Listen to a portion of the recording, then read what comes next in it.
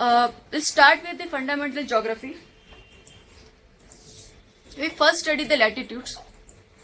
अब हमें लैटिट्यूड्स पता है कि लैटिट्यूड्स जो है वो imaginary horizontal lines on the earth है, राइट? बट ये उससे कुछ ज्यादा है. देखिए, जब जोग्राफर्स को लैटिट्यूड्स ड्रॉ करने थे तब उन्होंने सबसे पहले क्या किया, उन्हें नॉर्थ पोल और साउथ पोल को कनेक्ट करती पहले उन्होंने एक लाइन ड्रॉ की और उस लाइन के मिडिल पॉइंट पे उन्होंने एक हॉरिजॉन्टल लाइन ड्रॉ की. ठीक है, और इस हॉरिजॉन्टल लाइन को एज ए रेफरेंस लाइन बोला, 0 डिग्री बोला, या फिर हम इसे इक्वेटर कहते हैं. उस लाइन बनाने के बाद इस लाइन से जो भी एंगल बनता है उस एंगल बनाने वाले लैटिट्यूड को वो डिग्री दी गई. यानी अगर इक्वेटर से कोई लाइन जो है 15 डिग्री बनाती है तो उसे 15 डिग्री लैटिट्यूड कहा जाता है. अगर कोई लाइन लैटिट्यूड से 45 डिग्री एंगल बनाती है तो उसे 45 डिग्री लैटिट्यूड कहा जाता है. और सेम एज अगर ये 90 डिग्री राइट एंगल बनाती है तो उसे पोल, नॉर्दर्न पोल या सदर्न पोल की लाइन बोली जाती है. It's just a point. यानी लैटिट्यूड की डेफिनेशन क्या हुई? लैटिट्यूड की डेफिनेशन ये है the angular distance from a place, angular distance of a place from the equator, right? यानी इक्वेटर है वही रेफरेंस लाइन है और वहां से जो भी कोई लाइन एंगुलर डिस्टेंस बनाती है उसी को हम लैटिट्यूड्स कहते हैं. अब ये देख सकते हैं कि सारे लैटिट्यूड्स जो है वो कॉन्सेंट्रिक सर्कल है. कॉन्सेंट्रिक सर्कल होना यानी सारे सर्कल का एक ही सेंटर होना. अब ये सारे अगर हम लैटिट्यूड्स अगर हम देखें तो उनके सारे सेंटर यहाँ पे इस लाइन पर आएंगे. इसीलिए लैटिट्यूड्स को कॉन्सेंट्रिक सर्कल्स भी कहा जाता है और उन्हें पैरेलल्स भी कहा जाता है क्योंकि सारे जो लैटिट्यूड्स हैं वो पैरेलल है, वो कभी भी एक दूसरे को टच नहीं करते. Alright, so this is the latitude. अब जो हम जानते हैं कि कुछ लैटिट्यूड्स है वो काफी प्रोमिनेंट है, काफी फेमस है. जैसे कि ये इक्वेटर 0 डिग्री, 23.5 नॉर्थ, 23.5 एस यानी साउथ, टॉपिक ऑफ कैंसर और टॉपिक ऑफ कैप्रिकॉन है. और उसके बाद 66.5 north and 66.5 S south Antarctic circle कहा जाता है. और फिर इसके बियॉन्ड जो है north pole and south pole. अब हम ये जानते हैं कि दो ट्रॉपिक्स के बीच का जो रीजन है उसे ट्रॉपिकल जोन कहते हैं और ट्रॉपिक्स और आर्कटिक सर्कल के बीच का रीजन उसे टेम्परेट जोन कहते हैं और उसको बियॉन्ड पोलर जोन कहते हैं. लेकिन ये डिवीजन कैसे बना? यहाँ पे जो ट्रॉपिकल जोन है वो हीट सरप्लस रीजन है और टेम्परेट जो जोन है वो हीट डेफिसिट रीजन है. ऑलराइट, ये डिफरेंस होने की वजह से यानी कि हीट रिसेप्शन में जो डिफरेंस आ रहा है ट्रॉपिक्स में, टेम्परेट में, पोल में, इस डिफरेंस की वजह से अर्थ पे प्रेशर डिफरेंस होता है और इस प्रेशर डिफरेंस की वजह से अर्थ पे जो है पूरी विंड सिस्टम डेवलप हुई है. ऑलराइट, इसके बारे में हम डिटेल में क्लाइमेटोलॉजी में पढ़ेंगे. लेकिन पहले हम ये जानते हैं कि ये हीट सरप्लस और हीट डेफिसिट हुआ कैसे. अगर सपोज अर्थ फ्लैट होती तो जो सनलाइट जो आ रही है वो सभी जगह पे सेम अमाउंट में मिलती. लेकिन चूंकि अर्थ जो है वो एक स्फेरिकल शेप में है, इसकी वजह से क्या होता है कि जो इक्वेटर रीजन है वहां पे जो सनलाइट आती है वो डायरेक्टली पहुंचती है. और आप देख सकते हैं कि ये लाइन और इस लाइन का जो आप कंपेयर करेंगे तो आपको पता चलेगा कि इसकी लेंथ जो है कम है और इस रीजन की जो लेंथ है वो ज्यादा है, राइट? यानी कि एक तो ट्रॉपिकल रीजन में सनलाइट जो पहुंचती है उसकी डिस्टेंस भी कम है पोलर रीजन से, और दूसरी ये कि जब भी कोई लाइट डायरेक्टली इस तरह से वो पेनिट्रेट होती है तो काफी इंटेंसिटी होती है उसकी, राइट? बहुत ज्यादा उसमें हीट होती है. जब ये लाइट जो पोलर रीजन में या टेम्परेट रीजन में पहुंचती है वो लाइट डिस्पर्स हो जाती है, डिस्पर्स और या डिफ्रैक्ट हो जाती है. इसकी वजह से क्या होता है, उसकी हीट इंटेंसिटी होती है वो कम हो जाती है. वो एक एरिया है वो इस तरह से लाइट जो है डिस्पर्स हो जाएगी. तो इसकी वजह से क्या हो रहा है कि ये जो रीजन है वहां पे हीट सरप्लस है और ये जो रीजन है वहां पे हीट डेफिसिट है. आई सी दी एक यूपीएससी प्रीलिम 1 का 2001 का क्वेश्चन है. Who among the following was first to state that earth was spherical?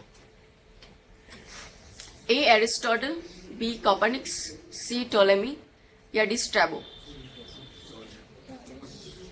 No, the answer is Aristotle. It's a factual question. अब पहले हमने देखा कि अर्थ जो है वो स्फेरिकल है, इसकी वजह से उसमें हीट डेफिसिट और हीट सरप्लस रीजन बन रहा है. एक स्टेप आगे जाते हैं. अर्थ सिर्फ स्फेरिकल नहीं है, अर्थ जो है अपनी एक्सिस पर टिल्टेड भी है. वो अपनी एक्सिस पर 23.5 डिग्री से टिल्टेड है. इसकी वजह से दो पोजीशंस जो है वो क्रिएट होती है, दो सिचुएशंस क्रिएट होती हैं. एक सिचुएशन में ये होता है कि नॉर्दर्न पोल जो है वो it is away from the sun a southern pole is closer to the sun. इसकी वजह से ये जो रीजन है वो पूरा हीट सरप्लस रीजन बन जाता है और ये जो रीजन है वो हीट डेफिसिट रीजन बन जाता है, राइट। तो सदर्न हेमिस्फीयर में उस टाइम पे विंटर होगा और सदर्न हेमिस्फीयर उस टाइम पे समर होगा एंड नदर्न हेमिस्फीयर में उस टाइम पे विंटर होगा। सेम अगर अपोजिट में देखेंगे, जब northern pole is towards the sun and southern pole is away from the sun, तो नदर्न पोल पे समर होगा और नॉर्दर्न हेमिस्फीयर में समर होगा एंड सदर्न हेमिस्फीयर में विंटर होगा। तो ये दूसरी चीज हुई sphericity, because of the sphericity of the earth deficit, वहां अर्थ पे हीट डेफिसिट और हीट सरप्लस रीजन बनता है। दूसरी चीज यह है कि जब भी अर्थ है जो टिल्टेड है, this is the reason for season on earth, right. Earth पे सीजन क्यों है? क्योंकि अर्थ जो है वो टिल्टेड है। एक स्टेप फर्दर जाते हैं, अर्थ सिर्फ स्फीयर नहीं है और सिर्फ टिल्टेड नहीं है। तीसरी चीज है, अर्थ जो है वो सन के अराउंड इलिप्टिकल पाथ में रिवॉल्व करती है।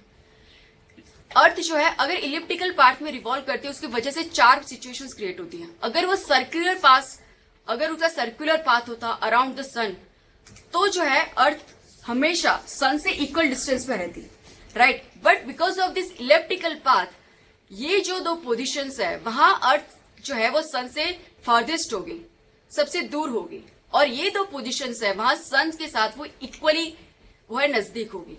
इसकी वजह से क्या होता है कि जब ये दो पॉइंट्स इलिप्टिकल पाथ के एंड्स पे, ये दो पोजीशंस में अगर हम सिचुएशंस को देखें, तो जो नदर्न हेमिस्फीयर है वहां पे northern pole is towards the sun and southern pole is away from the sun. यहाँ पे समर है, यहाँ पे विंटर है, लेकिन यहाँ के समर में कोई एक ऐसा दिन होगा जो longest day of the year होगा, यानी इस समर में उनकी डे लेंथ सबसे ज्यादा होगी और इसको हम समर सॉल्स्टिटाइज कहते हैं, राइट। वो लेट जून में आता है। इसके रिवर्स साइड पे अगर हम देखें, जब southern pole is towards the sun and northern pole is away from the sun और यहाँ पे विंटर है और यहाँ पे समर है, तब सदर्न हेमिस्फीयर के समर में एक ऐसा दिन होगा जो longest day of the year होगा, जिसे विंटर सॉल्स्टिटाइज कहते हैं। देखिए अब ये सदर्न हेमिस्फीयर में के समर में ही लॉन्गेस्ट है, फिर भी उसको विंटर सॉल्स्टिटाइज कहा जाता है। उसका रीजन ये है कि एक तो इस टर्म से उसको डिफरेंशिएट करना है, प्लस हमें रेफरेंस लेते हैं नॉर्दर्न हेमिस्फीयर का। नॉर्दर्न हेमिस्फीयर उस टाइम पे विंटर है, तो इसीलिए ये जो विंटर सॉल्स्टिटाइज हो रहा है वो लेट दिसंबर में हो रहा है, तो इसे हम विंटर सॉल्स्टिटाइज कहते हैं। अब ये दो जो पोजिशन है जो इक्वल डिस्टेंस पर है सन से, यहाँ पे इक्वल डे और इक्वल नाइट्स होती हैं, तो इसे इक्विनॉक्स कहते हैं।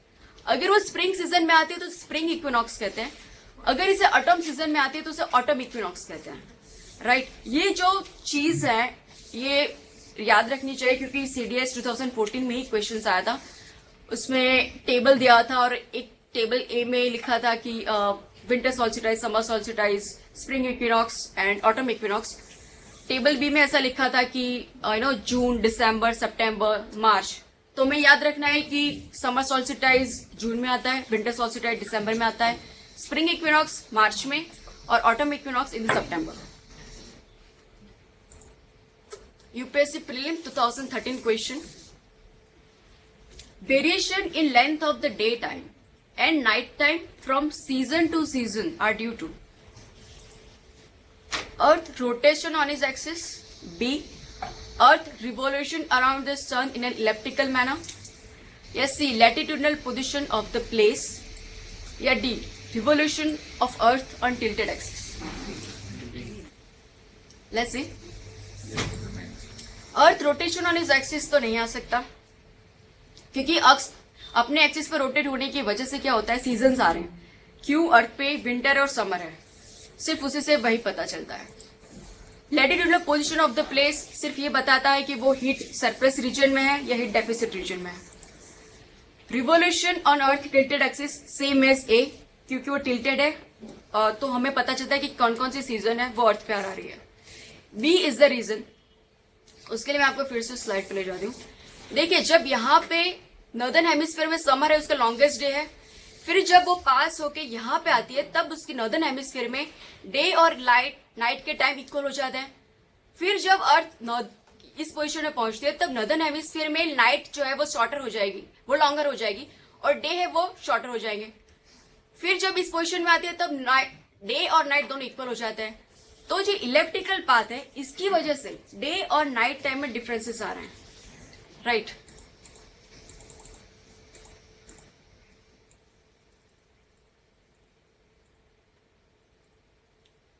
Day light saving in temperate region. हमने पढ़ा कि समर में अगर आता है तो जो डे लेंथ होती है वो ज्यादा हो जाती है, विंटर जब आता है तो डे लाइट जो होती है वो कम हो जाती है। लेकिन ट्रॉपिकल रीजन में ये जो वेरिएशन है वो जल्दी नहीं दिखाई देता। जैसे कि इंडिया में हमारे यहाँ समर में अगर सनसेट 6:37 होता है तो विंटर में शायद 6 होता है, राइट। तो डिफरेंस जो है सीजन टू सीजन जो वेरिएशन है वो बहुत ही कम है, शायद 1 घंटे या 1.5 घंटे का। लेकिन जब हम ट्रॉपिक से पोलवर्ड्स जाते हैं तब ये जो सीजन टू सीजन डे और नाइट टाइम में जो वेरिएशन आता है वो बढ़ता ही जाता है। जैसे अगर यहाँ पे 1 घंटा है तो 2 घंटा, 3 घंटा, 4 घंटा, इस तरह से जो है वेरिएशन बढ़ता जाता है। इसको मैं अपने खुद के 2 एक्सपीरियंसेस से आपको समझाना चाहती हूँ। एक एक्सपीरियंस है मेरा मॉस्को रशिया में और दूसरा है अलास्का में इन यूएसए। तो मैं मॉस्को गई थी रशिया में when I was in 8th standard. तो जब हम मॉस्को पहुंचे तो मैं स्कूल ट्रिप पे गई थी। तो टीचर्स ने बोला कि जैसे हम होटल पे रुके मॉस्को में तो टीचर्स ने बोला कि you all go to sleep, क्योंकि हमें नेक्स्ट डे पे फ्लाइट कैच करनी है, इस्तांबुल जाना है। तो हम सब रूम में पहुंच गए। मैम ने बोला कि देखो क्लॉक में भी 10 o'clock हो गए, 10 PM, रात के सो जाओ। अब रात के 10 बजे, लेकिन हमने खिड़की से देखा तो it was quite day light like this. अगर हम इंडिया में 4 से 5 बजे होते हैं शाम के, उतनी डे लाइट थी तब रात के 10 बजे। तो हमें काफी सरप्राइज हुआ कि रात के 10 बजे मैम बोल रहे हैं और बाहर तो इतनी सनलाइट है, कैसे सोए जाए, राइट। तो इस रीजन में ये होता है कि जो नाइट उनकी होती है समर में बहुत ही लेट होती है। दूसरा एक्सपीरियंस है अलास्का में, वो तो मैं 2 साल पहले ही गई थी। अलास्का में ये हुआ कि समर में गए थे, पूरी ट्रिप, जब पूरे डे की ट्रिप खत्म हो जाती है होटल पर आते हैं तो जो टूर गाइड्स होते हैं they wish us good night, कल मिलते हैं। लेकिन गुड नाइट जब वो विश करता अजीब लगता था क्योंकि नाइट तो हुई नहीं थी। तभी डे लाइट जो होती है उसी में वो लोग गुड नाइट विश करते हैं। मेरे पूरे 20 डेज के स्टे में अलास्का में मैंने कभी नाइट में वहां पे डार्कनेस नहीं देखी। डे लाइट में सोते थे, डे लाइट में उठते थे, राइट। तो वहां पे इस रीजन में क्या होता है कि रात सिर्फ 4-5 घंटे की होती है और डे लेंथ बहुत ज्यादा होती है। इसका रिवर्स विंटर में होता है कि उनको length of the night is increased, और नाइट टाइम ज्यादा होता है और 4-5 बजे अंधेरा हो जाता है विंटर में। तो ये जो रीजन है टेम्परेट रीजन, वो लोग ने क्या कुछ मैकेनिज्म डेवलप किया है। उन्होंने क्या किया कि जब भी उनका विंटर आता है तब उनको गवर्नमेंट नोटिफाई करती है, और वो लोग भी कुछ हैबिचुअल हो गए होते हैं कि वो जब भी एक डे आता है तब वो अपनी घड़ी जो है वो 1-2 घंटे आगे कर देते हैं, जिस तरह से गवर्नमेंट ने नोटिफाई किया है उस हिसाब से। तो उससे क्या होता है कि उनकी डे की शुरुआत जल्दी हो जाती है, 1-2 घंटे जल्दी। सपोज पहले उनका ऑफिस टाइमिंग जो है 10 to 5 रहता है, तो 2 घंटे आगे करने से क्या होता है कि from 8 o'clock they will start the day, right. Naturally 8 o'clock start हो जाता है। उसकी वजह से क्या होता है कि जब 4-5 बजे जब नाइट हो जाती है तब उनके जो है इलेक्ट्रिसिटी ज्यादा यूज नहीं कर पड़ती, मतलब ऑफिस को कंटिन्यू करने के लिए, वर्किंग आवर्स कंटिन्यू करने के लिए उनको इलेक्ट्रिसिटी जो है कंज्यूम नहीं करनी पड़ती, और जो है उनका मैक्सिमम वर्किंग आवर जो है वो नेचुरल सनलाइट में ही कंप्लीट हो जाता है। तो ये जो मैकेनिज्म है इलेक्ट्रिसिटी को कंजर्व करने का, एनर्जी कंजर्वेशन का, और इसी हिसाब से अपनी घड़ी को 1-2 घंटे आगे करने का जो सिस्टम है उसे डे लाइट सेविंग कहते हैं in temperate regions. Now will study the longitudes. अब जोग्राफर्स ने जब इक्वेटर ड्रॉ करना था तब उन्होंने north pole to south pole line draw करके एक मिडिल पॉइंट पे एक लाइन बना दी और रेफरेंस लाइन मिल गई। लेकिन लैटिट्यूड तो हमने मिल गया, लेकिन लॉन्गिट्यूड्स के लिए कैसे रेफरेंस लाइन मिले, क्योंकि सारे लॉन्गिट्यूड्स हैं उनकी लेंथ सेम है, सारे एक ही तरह के दिखते हैं, तो फिर वहां पे रेफरेंस लाइन कैसे मिलेगी। तो जोग्राफर्स ने यहाँ पे ग्रीनविच एक सिटी है यूके में नियर लंदन, वहां से पास होती लाइन को लॉन्गिट्यूड्स का रेफरेंस लाइन यानी 0 डिग्री लाइन बनाया। अब वहां पे ही क्यों बनाया, ये जो ग्रीनविच प्लेस है वहां पे एक ऑब्जर्वेटरी, ग्रीनविच ऑब्जर्वेटरी, जब ये जोग्राफर्स का कनक्लेव हुआ था जहां पे उन्होंने लैटिट्यूड्स और लॉन्गिट्यूड डिसाइड किए थे, most of the geographers belong to this observatory. Plus ये जो कनक्लेव हुआ था तब जो कॉलोनाइजेशन पीरियड चल रहा था, या फिर हम जिसे इंडस्ट्रियलाइजेशन पीरियड कहते हैं, तो उस टाइम पे UK was the leader of the country, leader of the world, like great Britain was the leader of the world. तो उस टाइम पे इसकी वजह से जो भी रेफरेंस लाइन चूज की गई वो यूके से पास होती हुई, ग्रीनविच से पास होती लाइन चूज की गई। This is the 0 degree. इसे ग्रीनविच मेरिडियन भी कहते हैं, इसे प्राइम मेरिडियन भी कहते हैं। अब ग्रीनविच से यहाँ पे 180 डिग्री वेस्ट की लाइन बना दी, सारे 180 डिग्री सारे लॉन्गिट्यूड्स बना दी। इस ईस्टर्न साइड पे भी सारे 180 डिग्री के लॉन्गिट्यूड्स बना दिए। तो यहाँ पे इसकी अपोजिट में जो लाइन मिलेगी वो होगी 180 degree, exactly opposite to Greenwich meridian. और इस लाइन का भी इंपॉर्टेंस है जिसे हम इंटरनेशनल डेट लाइन कहते हैं। यहाँ पे आप देख सकते हैं this is the Greenwich meridian 0 degree, और उसके एग्जैक्टली अपोजिट में 180 degree Greenwich international date line. अब आप देख सकते हैं कि ये जो लाइन है वो ऐसे जिगजैग है, कोई भी लॉन्गिट्यूड है वो इस तरह से जिगजैग नहीं है, इट्स स्ट्रेट लाइन। ये जो है इंटरनेशनल डेट लाइन क्यों जिगजैग है? क्योंकि इंटरनेशनल डेट लाइन का मीनिंग ये है कि जब भी कोई इसको क्रॉस करता है तब हमें डेट चेंज करनी पड़ती है। जो यहीं से मतलब यहाँ पे आप देख सकते हैं दिस इज द रशिया और यहाँ पे न्यूजीलैंड। तो यहाँ से जो है अर्थ पे जब फर्स्ट सनलाइट होती है, हम ऐसा मानते हैं कि यहीं से हमारे दिन की अर्थ पे शुरुआत होती है। First Jan of any year should be start from here, और फिर यहाँ से वो डे जो है खत्म होता है। अगर इस तरह से यहाँ पे आप देख सकते हैं कि बहुत सारे छोटे छोटे आइलैंड्स हैं, राइट। यहाँ पे आप देख सकते दिस इज द रशिया, ये अलास्का है, ये कनाडा है, और ये है USA. Alaska is the 50th state of the USA. यहाँ पे आप देख सकते हैं कि यूएसए यहाँ पे, लेकिन अलास्का है जो है वो यहाँ पे है। वो पहले रशिया का पार्ट था लेकिन यूएसए ने उसे खरीद लिया था। यहाँ पे जो आइलैंड है उसे अल्यूशियन आइलैंड्स कहते हैं। यहाँ पे जो आइलैंड्स हैं उसे पैसिफिक आइलैंड्स कहते हैं। ये जो आइलैंड्स है उसे 3 पार्ट्स में डिवाइड किया गया है, मैक्रोनेशिया, मलेनेशिया एंड पॉलिनेशिया। ये आइलैंड्स को आपको स्टडी करना चाहिए क्योंकि ये जो आइलैंड्स है वो अभी काफी न्यूज में है। पहले जो थे ये आइलैंड काफी निग्लेक्टेड थे, लेकिन जब क्लाइमेट चेंज के जो सारे नेगोशिएशन हो रहे हैं तो उसमें ये कंट्रीज काफी वोकल हो गए हैं। ऑब्वियसली क्योंकि अगर सी लेवल राइज होगा तो सबसे ज्यादा डैमेज इन कंट्रीज को भुगतना पड़ेगा, राइट। इन जो ये सारे जो आइलैंड्स हैं उसके आप पॉलिटिकल मैप खोलेंगे तो आपको पता चलेगा कि काफी सारे आइलैंड्स जो हैं वो आज यूके, यूएसए, फ्रांस और न्यूजीलैंड के अंडर में है, राइट। उनकी वो ओवरसीज टेरिटरी है। यहाँ पे एक आइलैंड है जो 2014 में काफी न्यूज में रहा था, वो है मार्शल आइलैंड। मार्शल आइलैंड में ऐसा इश्यू हुआ था कि पहले वो जापान की कॉलोनी था, सेकेंड वर्ल्ड वॉर में जापान हार गया और वो यूएसए ने उसको ऑक्यूपाई कर लिया। जब ये आइलैंड यूएसए के अंडर में आया तब यूएसए ने वहां पे काफी सारे न्यूक्लियर टेस्ट किए, हाइड्रोजन बॉम्ब की टेस्टिंग की, और हाइड्रोजन बॉम्ब की टेस्टिंग उसके लिए इतनी डिवास्टेटिंग थी कि उसके आइलैंड जो है वो सबमर्ज हो गए, कुछ आइलैंड सबमर्ज भी हो गए। और आज भी ये जो रीजन है वो वर्ल्ड में सबसे ज्यादा रेडियोएक्टिविटी रेडिएशन से इफेक्ट हुआ रीजन है।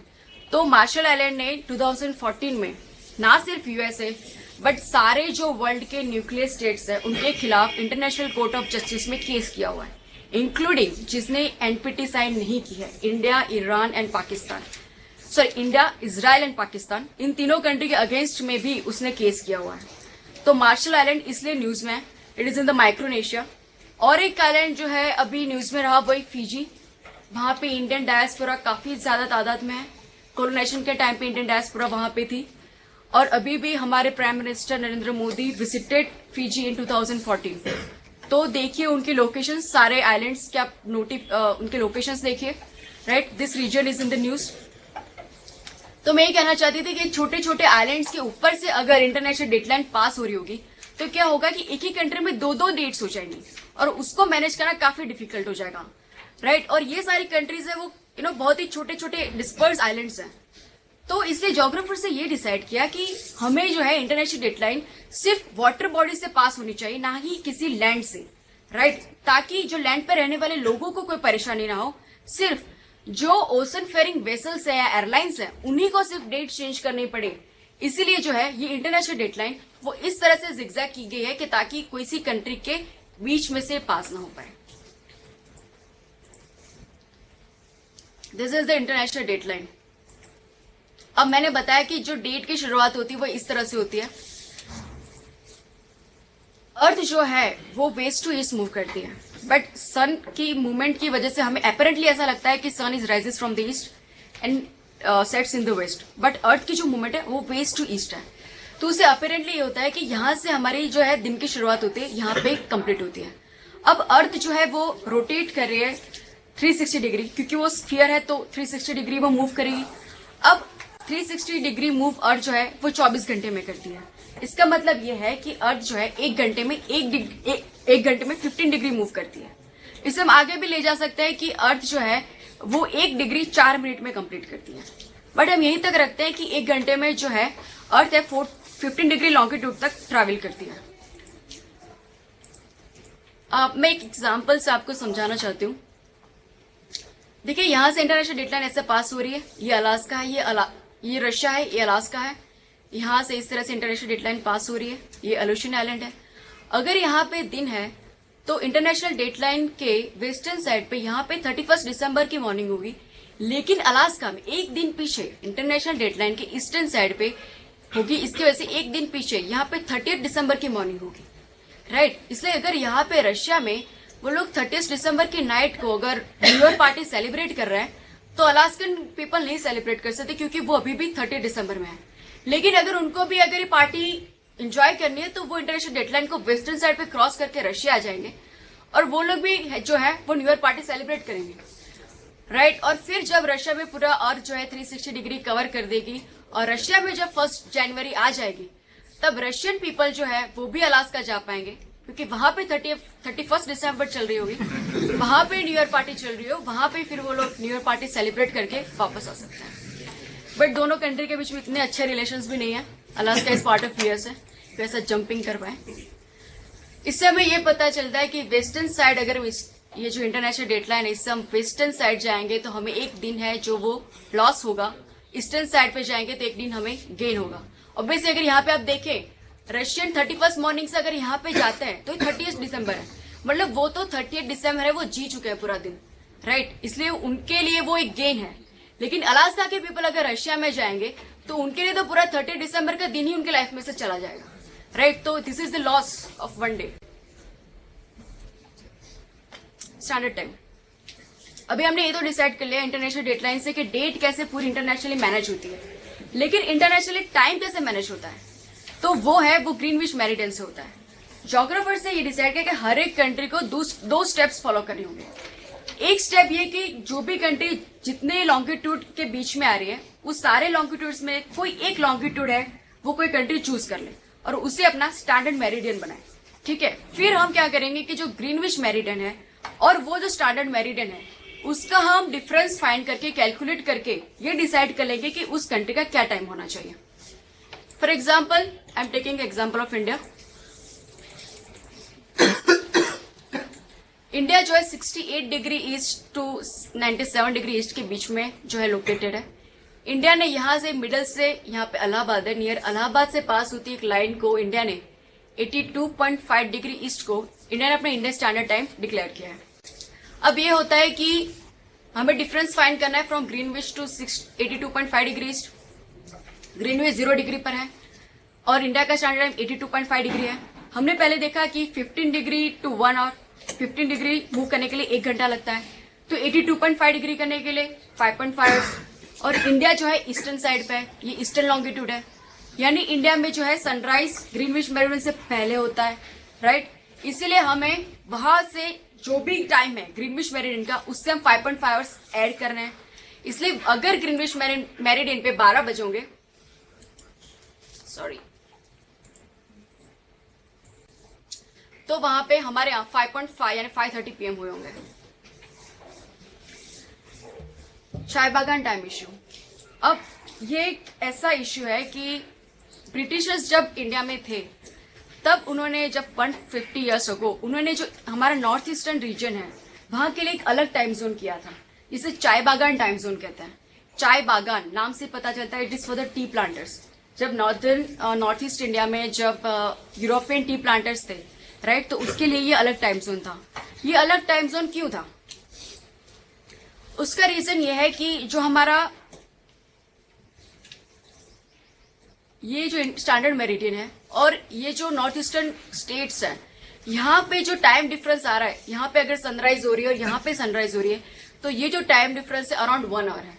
और नॉर्थ ईस्टर्न स्टेट से अगर गुजरात का देखें तो अराउंड 2.5 आवर्स का डिफरेंस है। तो टी प्लांटर्स, उन यूरोपियन टी प्लांटर्स की कन्वीनियंस के लिए ब्रिटिश गवर्नमेंट ने उस टाइम पे उनका अलग एक टाइम जोन चाय बागान टाइम जोन बनाया था, जो इंडियन स्टैंडर्ड टाइम से 1 घंटे आगे था। लेकिन जब इंडिया इंडिपेंडेंट हुआ तब गवर्नमेंट ने इस आइडिया को रिजेक्ट कर दिया और पूरे इंडिया को एक ही टाइम जोन में ला दिया। उसके पीछे भी वैलिड रीजन था, क्योंकि उस टाइम पे हमारे इंडिया में इतनी कम्युनिकेशन लाइंस बनी हुई नहीं थी, इतनी ट्रांसपोर्टेशन लाइंस नहीं थी, काफी इलिटरेसी और पॉवर्टी थी, तो वो एडमिनिस्ट्रेटिव काफी चैलेंजिंग हो जाता अलग अलग टाइम जोन में डील करने का। तो उस टाइम पे इंडियन गवर्नमेंट रिजेक्ट कर दिया।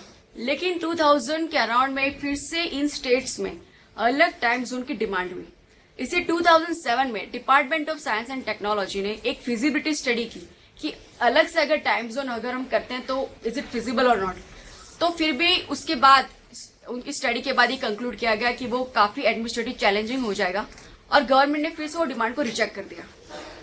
ये था पूरा इश्यू 2014 में न्यूज में, क्योंकि जनवरी 2014 में जो आसाम के सीएम है उन्होंने ये डिक्लेयर किया कि चाहे जो भी हो जाए सेंट्रल गवर्नमेंट जो है वो अप्रूवल करे ना करे, हम जो है वो चाय बागान टाइम जोन को अप्लाई करके रहेंगे, राइट। तो दिस इश्यू इज बर्निंग। आगे अभी इससे आगे कुछ हुआ नहीं है, पता नहीं कब ये अप्लाई करना वो स्टार्ट करे या शायद सेंट्रल गवर्नमेंट भी जो है वो अप्रूव कर दे और इंडिया में 2 टाइम जोन्स आ जाए, राइट। मैं चाहती हूँ आप इसको न्यूज को ट्रैक कीजिए। अभी it is the burning issue और ऐसा नहीं है कि एक से ज्यादा टाइम जोन्स नहीं हो सकता है। बहुत सारी कंट्री में मल्टीपल टाइम जोन्स है, जैसे रशिया में 8 टाइम जोन है, 8। ये जो भी अलग अलग कलर्स है उसके अलग अलग टाइम जोन्स हैं और यूएसए में भी 5 टाइम जोन्स हैं। So any country can have multiple time zones. अगर उसका लॉन्गिट्यूडनल एक्सटेंट है तो वो अपनी कन्वीनियंस के लिए मल्टीपल टाइम जोन सिलेक्ट कर सकता है। लेकिन ऐसी कंट्री जिसका हॉरिजॉन्टल लेंथ हो, अब श्रीलंका चाहे तो नहीं हो सकता। मैंने जो टाइम जोन्स बताया उस पर रिलेटेड कुछ questions. If 12 noon at Greenwich Meridian, what is the time at 75 degree east? Now difference पहले फाइंड करेंगे। Greenwich 0 degree, 75 degree, difference is 75 degree.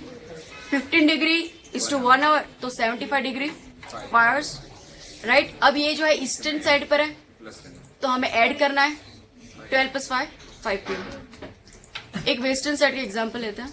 If 12 noon at GMT, what is the time at 30 degree west? Difference is 30. Yeah, very smart people. 15 degree to 1, 30 degree to us. We'll minus them. 12 minus 2, 10 M.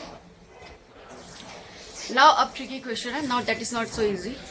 If it is 10 AM in Indian Standard Time, then what would be the local time at Shillong on 92 degree east longitude? 9.30 AM, 10.30 AM, 12.22 AM और 9.22 AM। ठीक है, मैं इसके लिए hint देती हूँ कि अब ये जो है इंडियन स्टैंडर्ड टाइम है, राइट। तो उससे रेफरेंस से पहले हम ग्रीनविच मेरिडियन का टाइम फाइंड करेंगे और ग्रीनविच मेरिडियन के टाइम से हम 92 डिग्री ईस्ट का डिफरेंस फाइंड करके कैलकुलेट करेंगे। ये मैं चाहती हूँ आप खुद ही कैलकुलेट कीजिए when you go home. The answer will be B.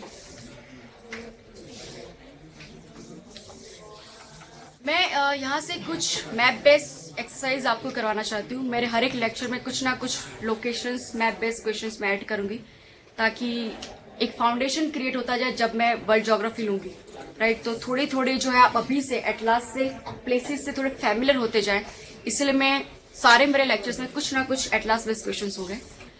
ये उसका फर्स्ट एग्जाम्पल है, प्रीलिम 2006 क्वेश्चन। इससे आपको ये भी पता चलेगा कि प्रीलिम में कैसे कैसे लोकेशन बेस्ड क्वेश्चंस आ सकते हैं।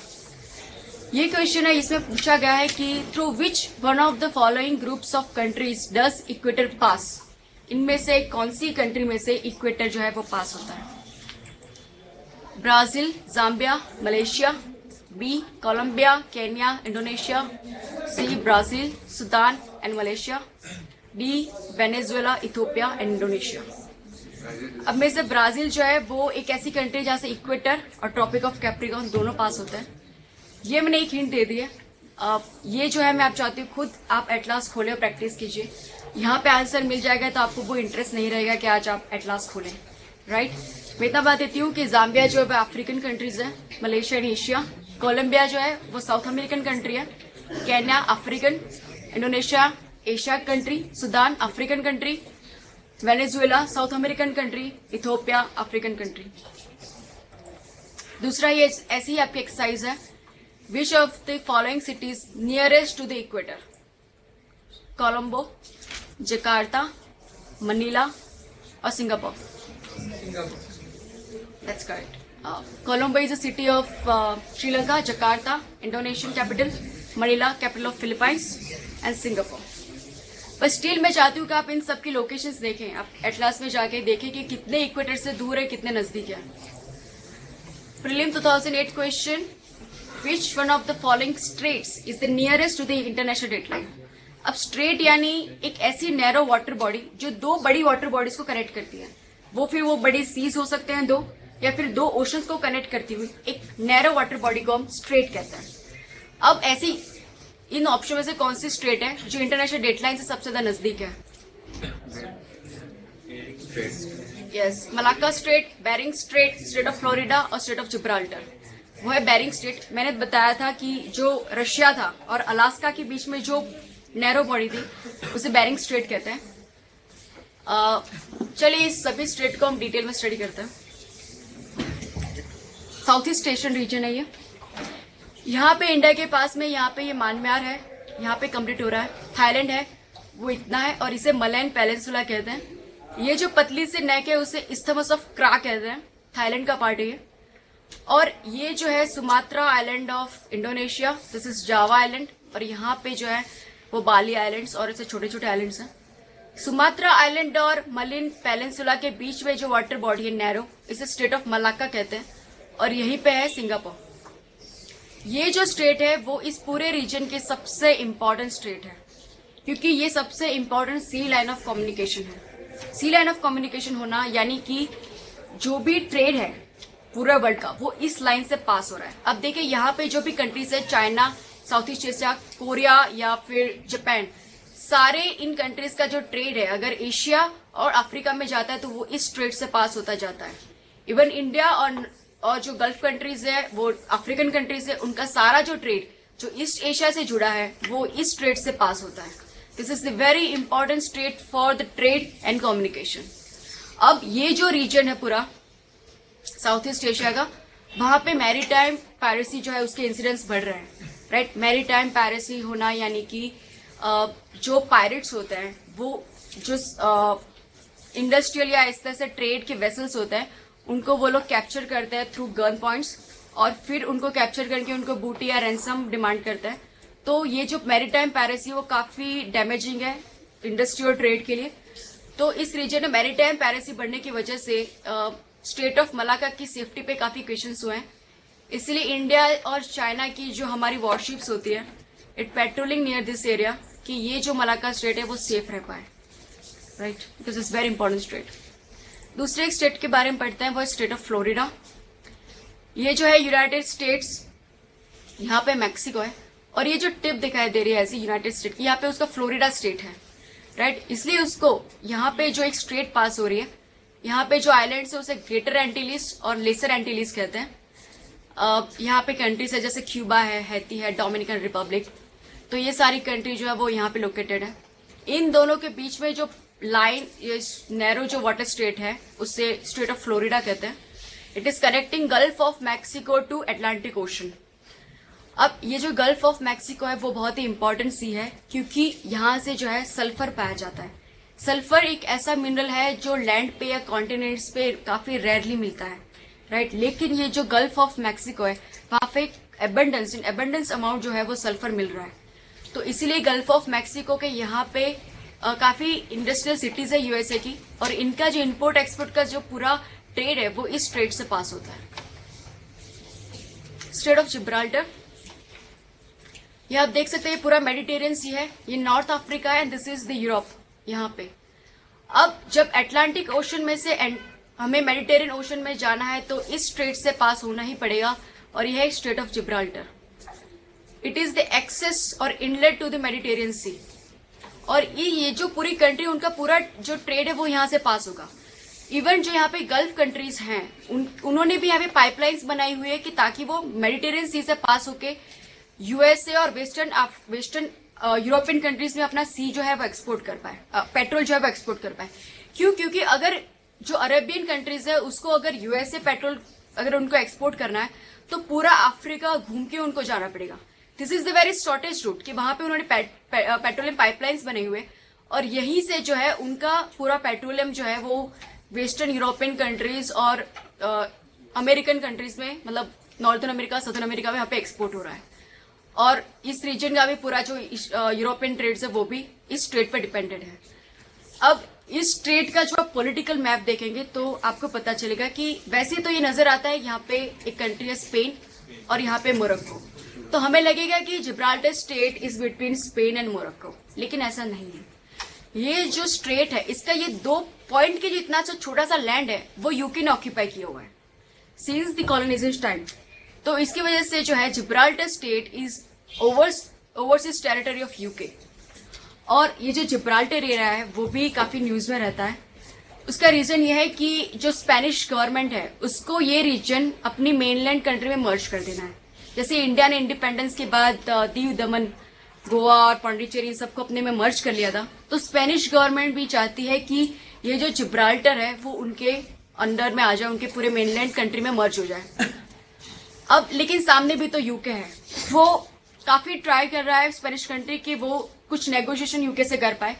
2002 में उसने कुछ सीक्रेट टॉक्स चालू किए यूके के साथ में, और फिर उन्होंने ये डिसाइड किया कि स्पेन और यूके दोनों मिलके इस जगह पे जो है वो रूल करेंगे।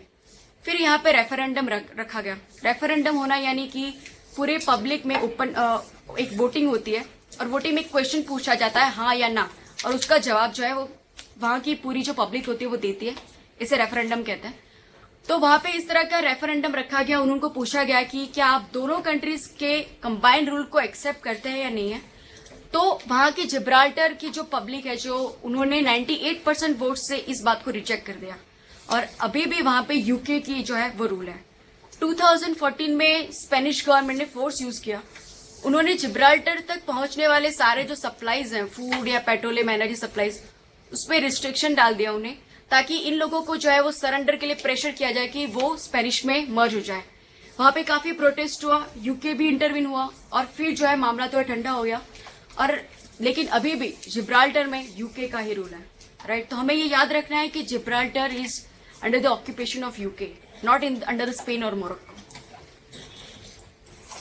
UPSC question prelim 2009, consider the following countries. One is the Australia, second is the Namibia, third is the Brazil, fourth is Chile. Through which of the above does the Tropic of Capricorn pass? मैंने बताया था कि Brazil एक ऐसी country है जो जहां से कैप्रिकॉन और इक्वेटर दोनों पास होता है। बट क्वेश्चन के ऑप्शंस हमें पहले स्टडी करने चाहिए। Only 1, 2, 3 and 4, 1, 2 and 3 and 1, 2, 3, 4, all of them. Atlas आप ओपन कीजिए और प्लीज स्टडी कीजिए। आज हमने क्या पढ़ा, कुछ फंडामेंटल्स पढ़े हमने, longitudes, latitudes, reason for season on earth, right, time zones के बारे में पढ़ा। कुछ सेल्फ स्टडी मैं आपको दे रही हूँ। अगर आप अब देखिए एनसीईआरटी जो है वो फंडामेंटल है हमारा, वो किसी भी कीमत में उसको स्किप नहीं करना चाहिए। 8 to 12 स्टैंडर्ड ज्योग्राफी हमें एनसीईआरटी, पुरानी एनसीईआरटी पढ़नी ही है, उसके सब्स्टिट्यूट कोई नहीं हो सकता। फाउंडेशन नहीं है तो बिल्डिंग क्रिएट नहीं हो सकती। ये सिर्फ ज्योग्राफी नहीं, हर एक सब्जेक्ट के लिए लागू होता है। ज्योग्राफी के लिए भी आपको एनसीईआरटी स्टडी करनी है। एनसीईआरटी क्लास 6 चैप्टर 2 अगर आप पढ़ेंगे तो ये लॉन्गिट्यूड, लैटिट्यूड और टाइम जोन्स के आप स्टडी कर पाएंगे। मैप में मैं आपको चाहती हूँ कि आप जब अपना एटलास ओपन करें तो ग्रीनविच मेरिडियन और आईएसटी को कैसे स्टडी करें। जब आप ओपन करेंगे वर्ल्ड मैप तो उसमें क्या कीजिए, पॉलिटिकल मैप में, कि ग्रीनविच मेरिडियन की जो लाइन उसे कोई भी कलर पेन से उसे अलग से ड्रॉ कीजिए ताकि वो पूरे मैप से अलग दिखे। और फिर वहां पे आप देखिए कि वहां नजदीक में कौन कौन से सिटीज आ रहे हैं और फिर उसको जो है वो आप लोकेट कीजिए। इस तरह से आप इक्वेटर का भी कर सकते हैं, ट्रॉपिक ऑफ कैंसर, कैप्रिकॉन, उसको भी आप अलग अलग कलर पेन से पूरी की पूरी लाइन जो है एटलास में उसे आप ड्रॉ कीजिए और उसे अलग कीजिए ताकि जब भी आप एटलास खोले तब आपके दिमाग में वो लाइन जो है फिर से गौर से देखने का आपको मौका मिले। इंडियन स्टैंडर्ड टाइम में भी आप ऐसा कीजिए कि 82.5 डिग्री आप उसको फाइंड करके उसको पूरी अलग से लाइन बनाए और देखिए कि इलाहाबाद के अलावा और कौन कौन से सिटीज है उसके नजदीक में।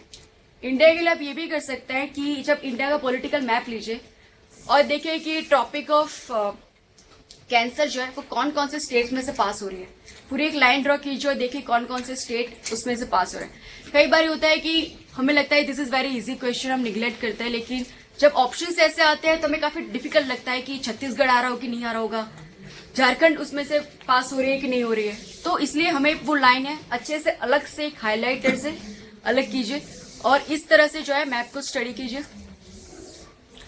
यहां से मैं हार्डकोर ज्योग्राफी की स्टार्ट कर देना चाहती हूँ and this is called geomorphology.